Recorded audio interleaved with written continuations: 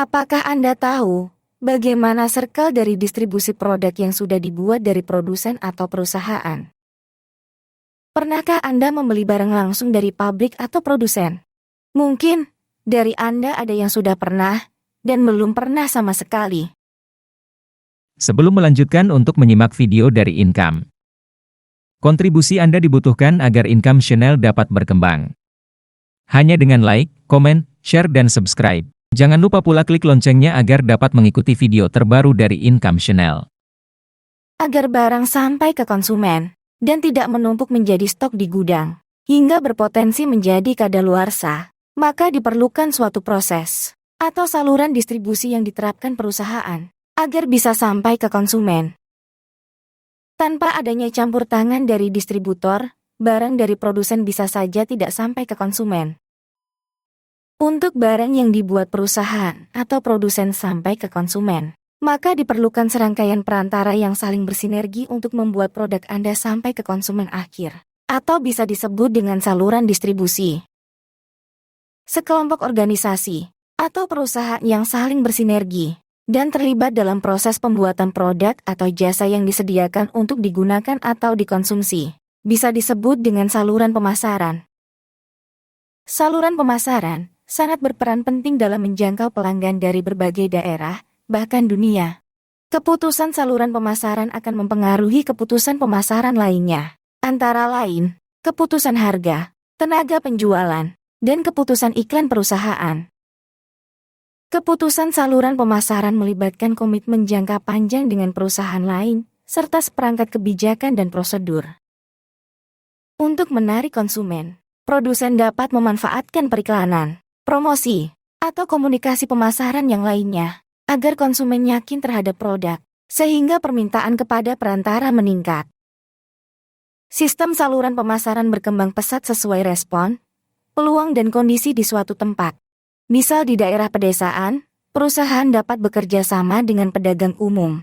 Di perkotaan, perusahaan dapat bekerja sama dengan pedagang terbatas atau waralaba eksklusif atau agen internasional. Sistem saluran berkembang sebagai respons terhadap peluang dan kondisi tempat, wilayah, dan daerah. Menurut Warren J. Keegan, seorang profesor marketing dan bisnis internasional di Pace University, New York, saluran distribusi berarti saluran yang digunakan oleh produsen untuk menyalurkan barang produksinya dari produsen sampai ke tangan konsumen atau pengguna industri.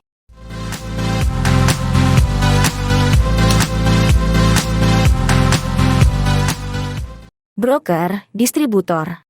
Jika bisnis sudah berkembang, maka diperlukan penyambung antara produsen dan konsumen akhir.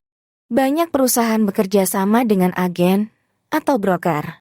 Kemudian, mereka berbagi peran dengan perantara, distributor, untuk mendistribusikan produk mereka ke toko, konsumen, melalui broker, atau distributor di berbagai wilayah, lokasi, serta daerah.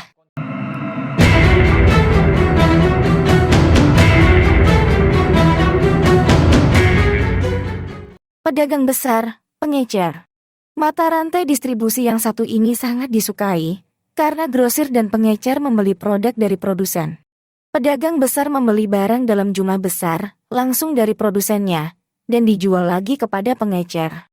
Dengan demikian, pedagang besar berfungsi sebagai perantara antara produsen dan pengecer, atau antara produsen dan konsumen. Peran pedagang besar sangat penting dalam distribusi, karena biasanya produsen tidak mau menjual barang secara eceran. Pedagang besar bisa meliputi grosir, importir, dan eksportir.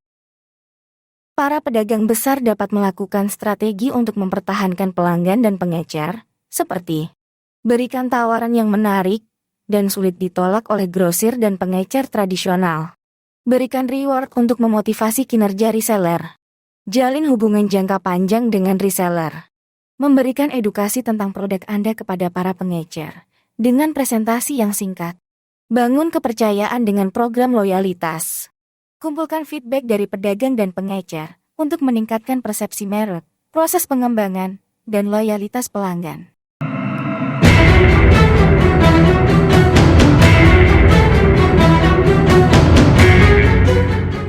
Direct selling.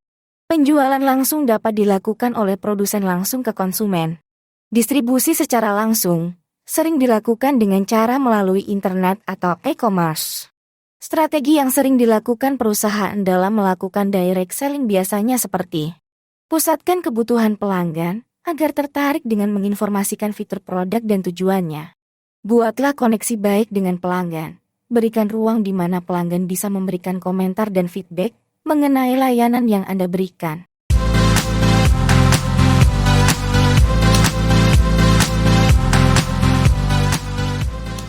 Saluran pemasaran konsumen. Saluran pemasaran dibagi ke dalam beberapa tingkatan. Tingkatan tersebut tergantung pada jumlah perantara yang digunakan oleh produsen agar barangnya bisa sampai ke konsumen. Saluran tingkat 0. Pada saluran ini, produsen langsung menjual produk ke konsumen tanpa adanya perantara. Keuntungan melakukan pemasaran yang satu ini adalah penjualan bisa dilakukan dengan harga yang murah, hingga produsen yang bisa tahu perubahan selera konsumen secara langsung tanpa pihak lain. Saluran tingkat 1. One Level Channel, yang terdiri dari produsen, pengecer, baru menuju ke konsumen.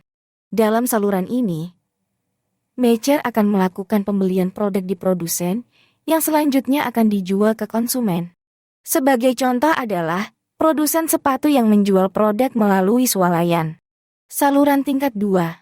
Two Level Channel. Dalam hal ini pemasaran produk dilakukan melalui beberapa perantara seperti pedagang besar menuju ke pengecer, baru kemudian ke tempat konsumen atau pengguna akhir. Saluran tingkat 2 umumnya digunakan untuk menjual jenis barang yang tahan lama. Saluran tingkat 3. Three Level Channel, yang melibatkan produsen, agen, pedagang besar, pengecer, baru menuju ke konsumen akhir.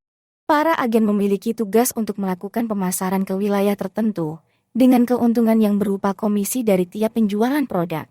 Produsen bisa memilih tingkat saluran terkait dengan permintaan dari produk. Jika memang permintaannya tinggi dan tersebar di berbagai daerah, maka saluran pemasaran tingkat 3 merupakan jenis pemasaran yang biasanya dipilih.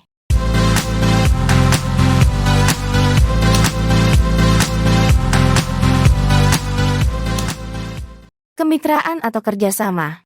Kerjasama atau yang dikenal dengan jaringan kemitraan adalah semua yang berhubungan dari bahan baku, pemasok sampai pendistribusian produk dari produsen ke konsumen.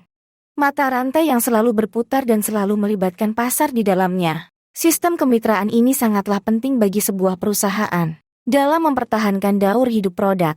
Tentu saja yang harus dilakukan adalah komunikasi dan pelayanan terhadap mitra pasar. Seiring kemajuan teknologi, sistem pemasaran pun ikut berubah. Penawaran barang sudah melalui pasar abstrak atau yang disebut pasar online, di mana penjual tidak bertemu langsung dengan calon pembeli. Dalam sistem ini beberapa pihak terkait ikut terlibat, seperti jasa pengiriman dan media sosial. Untuk menjaga kepercayaan dari calon konsumen, biasanya penjual berada dalam satu aplikasi yang melibatkan pihak kedua sebagai mitra. Contohnya pada e-commerce yang sedang pesat sekarang ini. Untuk menghindari kecurangan dan penipuan yang dilakukan oleh penjual, pihak kedua membuka rekening bersama untuk tanda transaksi dimulai.